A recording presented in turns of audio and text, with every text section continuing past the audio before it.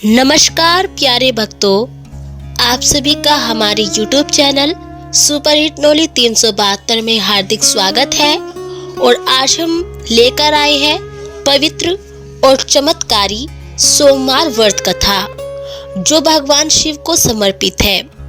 कहा जाता है कि सच्चे मन और श्रद्धा से सोमवार का व्रत करने और यह कथा सुनने से भगवान शिव की विशेष कृपा प्राप्त होती है और जीवन के कष्ट दूर होते हैं और मनोकामनाएं पूर्ण होती है।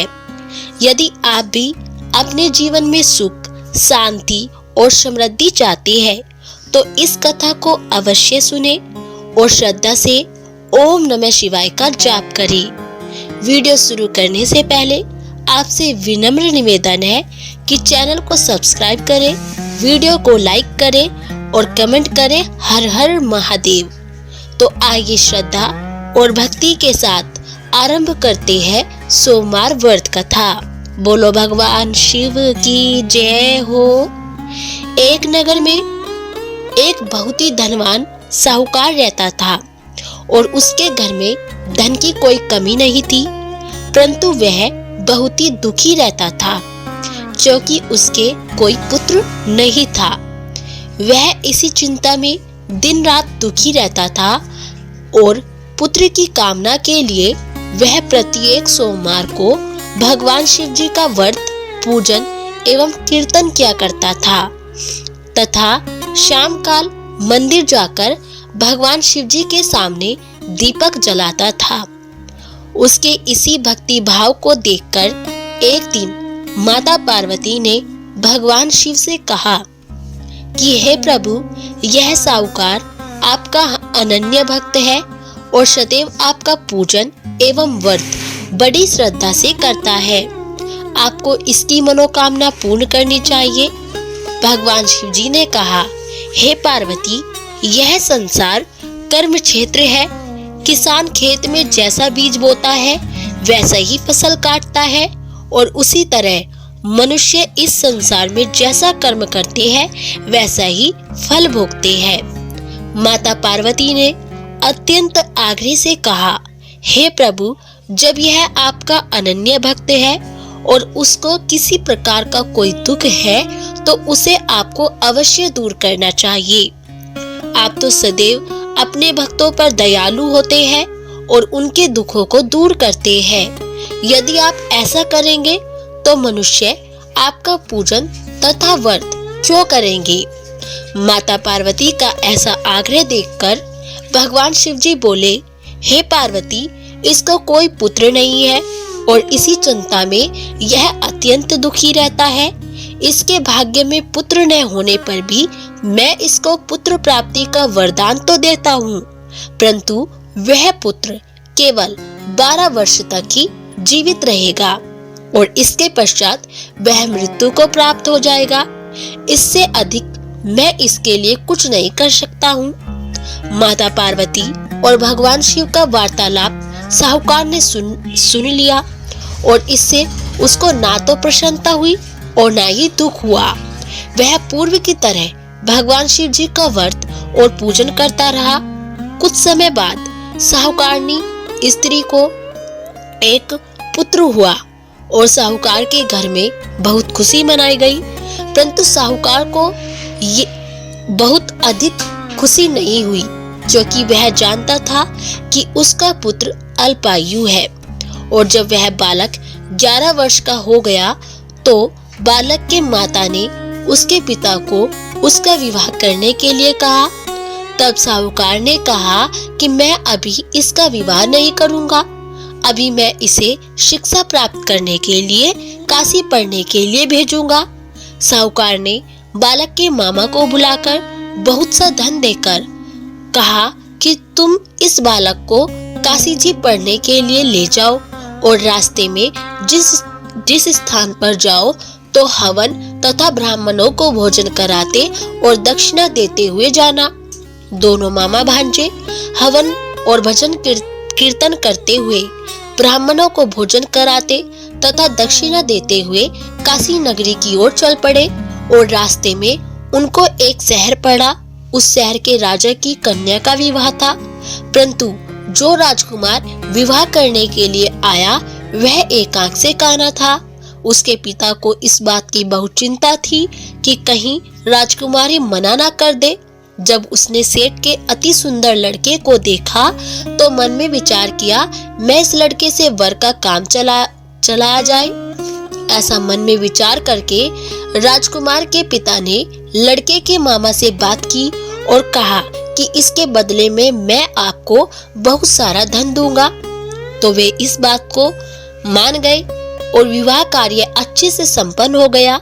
सेठ का पुत्र जिस समय जाने लगा तो उसने राजकुमारी की चुंदड़ी के पल्ले पर लिख दिया, तेरा विवाह मेरे साथ हुआ है, पर जिस राजकुमार के साथ तुम्हें भेजेंगे वह एक आंख से काना है। मैं काशी पढ़ने के लिए जा रहा हूँ। सेठ के लड़के के जाने के पश्चात राजकुमारी ने जब अपनी चुंदड़ी पर ऐसा लिखा हुआ पाया तो उसने राजकुमार के साथ जाने से मना कर दिया और उसने अपने माता पिता को सारी बात बताई। राजकुमारी के माता पिता ने राजकुमारी को विदा नहीं किया और बारात वापस चली गई। सेठ का लड़का तथा उसका मामा काशी जी पहुंच गए और वहां जाकर उन्होंने यज्ञ करना और लड़के को पढ़ाना शुरू कर दिया। और जिस दिन लड़के की आयु 12 वर्ष की हुई तो उस दिन 12 वर्ष की हुई और उसी दिन उनके यज्ञ की पूर्णाहुति थी। लड़के ने मामा से कहा, मामा जी आज मेरी तबीयत ठीक नहीं लग रही है। मामा ने कहा कि अंदर जाकर सो जाओ। लड़का अंदर जाकर सो गया और थोड़ी ही देर में उसके प्राण निकल गए। कुछ समय पश्चात उसके मामा ने आकर देखा तो उनका भांजा मृत पड़ा था और मामा ने अपने आप को संभाला और यज्ञ कार्य संपन्न करके ब्राह्मणों को भोजन करवाकर दक्षिणा देकर विदा किया और अपने आप को रोक नहीं पाया और जोर जोर से रोना शुरू कर दिया। संयोगवश उसी समय भगवान शिव और माता पार्वती उधर से जा रहे थे। तब उन्होंने जोर जोर से रोने की आवाज सुनी तो माँ पार्वती कहने लगी, स्वामी कोई दुखियारा आपको पुकार रहा है, आपको इसकी सहायता करनी होगी। माँ पार्वती और भगवान शिव जी वहाँ गए तो देखा कि वहाँ एक लड़का मृत पड़ा था। माता पार्वती कहने लगी, स्वामी यह तो वही लड़का है जो आपके वरदान से उत्पन्न हुआ है। भगवान शिव जी ने कहा, हे पार्वती इसकी आयु इतनी ही है और यह भोग चुका है। पर कोमल मन माँ पार्वती ने कहा, स्वामी इसको जीवन दान दो, नहीं तो इसके माता पिता तड़प तड़प कर मर जाएंगे। माता पार्वती के बार बार आग्रह करने पर भगवान शिव जी को उस लड़के को जीवन दान देना ही पड़ा और भगवान शिव जी की कृपा से लड़का जीवित हो गया और उसके मामा अत्यधिक प्रसन्न हो गए। भगवान शिव जी और माता पार्वती कैलाश पर चले गए और शिक्षा पूर्ण होने पर उसके मामा और भांजा यज्ञ करते हुए, ब्राह्मणों को भोजन कराते हुए, दक्षिणा देते हुए अपने घर की ओर चल पड़े और रास्ते में उसी शहर में आए जहां उस लड़के का विवाह राजकुमारी से हुआ था। वहां आकर उसने यज्ञ प्रारंभ कर दिया और वहां के राजा ने उसको पहचान लिया और महल में ले जाकर बहुत सारी आवभगत की और बहुत से दासों सहित अपनी राजकुमारी को जमाई के साथ विदा कर दिया। जब वे अपने शहर के निकट आए तो मामा ने कहा कि मैं घर पर जाकर सूचना कर आता हूँ। उसके पिता भगवान शिव जी के मंदिर में बैठे थे। उन्होंने संकल्प कर रखा था कि यदि मेरा पुत्र मृत आया तो मैं शिव जी के चरणों में अपना सिर पटक पटक कर प्राण त्याग दूंगा। और लड़के के मामा ने आकर यह समाचार दिया कि आपका पुत्र आ गया है और अपनी पत्नी को साथ लेकर बहुत सा धन लेकर आया है। तो सेठ प्रसन्नता से भर उठा और बार बार भगवान का धन्यवाद किया। सेठ और सेठानी ने आनंद पूर्वक पुत्र और पुत्रवधू का स्वागत किया।